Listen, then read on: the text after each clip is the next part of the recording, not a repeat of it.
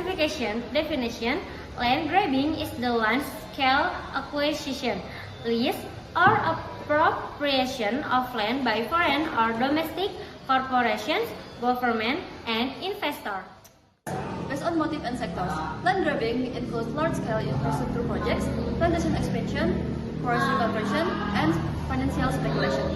Examples are forests for national strategic projects, land clearing for oil palm plantation, conversion of customary forests into industrial forest area, and land purchases by investor for profit. Second, based on perpetrators, land grabbing can involve the government, corporation, or land mafias.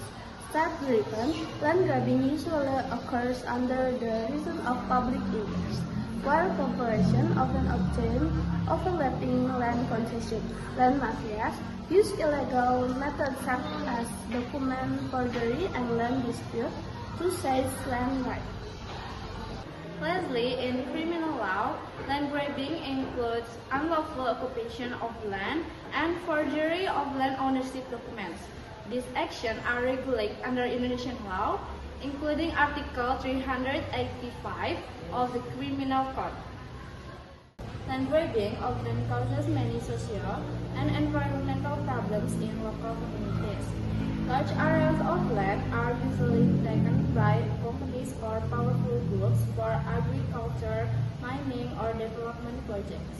As a result, many local people lose their homes, farms, and source of income.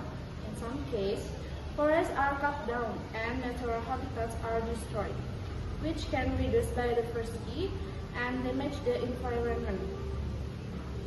Land grabbing also creates conflict between communities, government, and companies because the rights of local people are sometimes ignored. This issue commonly happens in developing countries where land protection laws are still weak. A positive example of land conversion in Indonesia is the transformation of unused land into agricultural land. Many areas in Indonesia use abandoned or unproductive land for rice fields, vegetable farm, or plantation, making the land more useful for society. This land conversion can increase food production, create job opportunities for local people, and improve the regional economy. In addition, productive land use can help reduce unemployment and improve the welfare of farmers. A negative example of land conversion in Indonesia is the change of agricultural land into housing areas or shopping centers. Many rice fields that were previously used for farming are now being replaced by building due to urban development and the increasing need for housing. As a result, agricultural land continues to decrease, food production declines, and many farmers lose their source of income. Furthermore, excessive construction can reduce water absorption areas and increase the risk of flooding. Negative impact. 1. Food insecurity. Shrinking paddy fields lower national rice production, forcing Indonesia to rely more on food imports. 2. Loss of livelihoods. Smallholder farmers and agricultural laborers lose their primary jobs and traditional way of life. And lastly, ecological disaster. Converting forest and water-absorbing areas triggers frequent floods, landslides, and seasonal drought. Social conflicts. Agrarian disputes rise between indigenous of local communities and big corporations or infrastructure developers.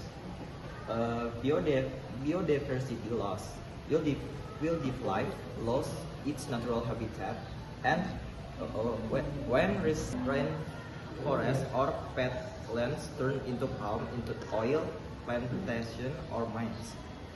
Forced urban migration.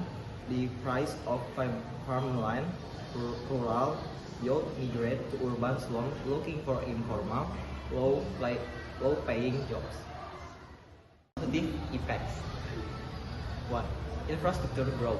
Land conversion makes room for vital public facilities, like roads, hospitals, airports, and schools. 2. Economic boost. Local government gain higher tax revenues and attract more domestic and foreign investment. 3. New job sectors. It shifts the local workforce from low-income farming to modern manufacturing, retail, and service industries.